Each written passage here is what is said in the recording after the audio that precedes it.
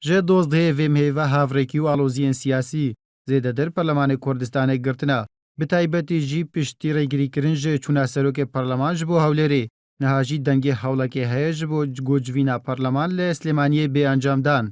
Ev gav jî renge girjî û hevrekiyên siyasî zêdetir bike, taybetî di navbera partî û goran de. Her çend pênaçên nîsabî yasayî ji bo rûniştina Parleman temam bê.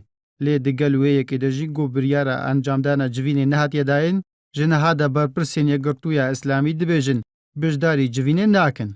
ئەگەر لە سلێمانیش بکرێ بەڕاستی ڕێکەوتنی لایەنە سیاسەکانی لەسەر نەوێ چکە ئێستا خۆتە زانی کێشەی سەرۆکی پەرلەمانێک کێشەی لابردنی وەزیرەکان هەیە ئەماوەنەی کە وەسعەکە تێکەیە و ئەمان باتەوە بۆ ئەو قۆناغی کە نۆزەی ئابی دروست کرد و ئەوە تا بینیمان هەموو شتەکان کرایەوە ئەم دیوی دێگەڵ لەبەرەوەی دووبارە نەبێتەوە کەشێکی هێمنانە دروست بێ لە لای خۆی یەکگرتوو بڕیاریەوە بەشداری نەکات بۆی جارێکیکە دابەشبوون و جارێکیکە داننەی بۆی کە دوو ئیدارەی دروستە بێتەوە. Pirsa encamdana civîna Parleman li Slêmaniyê ji wê demê ve zêdetir germ bûye. Dema serokê Parleman û civata Parêzgeha Slêmaniyê civiyan. Di civînê de civatê pêşniyara wêyekê kir ku civîna Parleman li hola civata Parêzgeha Slêmaniyê bêencamdan.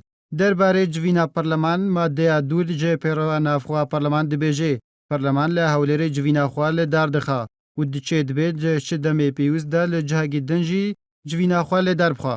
Lê fraksiyona partî û goran lêkdanên cuda ji bo vê madeyê dikin. Fraksiyona goran dibêje pêşbistin bi vê madeyê serok û sekreterê Parleman dikarin daxwaza civîna Parleman bikin li Slêmaniyê. Lê fraksiyona partî dibêje serokê Parleman nikare li Slêmaniyê civîna Parleman encam bida û axiftina xwe ji bo vê madeyê heye. Hayat Mecîd Perxî biryardera fraksiyona partî bi malpera hizba xwe ragihandiya.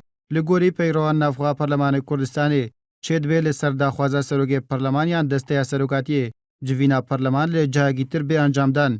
Lê berazemendiya Parleman wata di nav hola Parleman de deng li ser wêyekê bêdayîn ka Parlemanê civîna xwe lê çi cihî encam bide.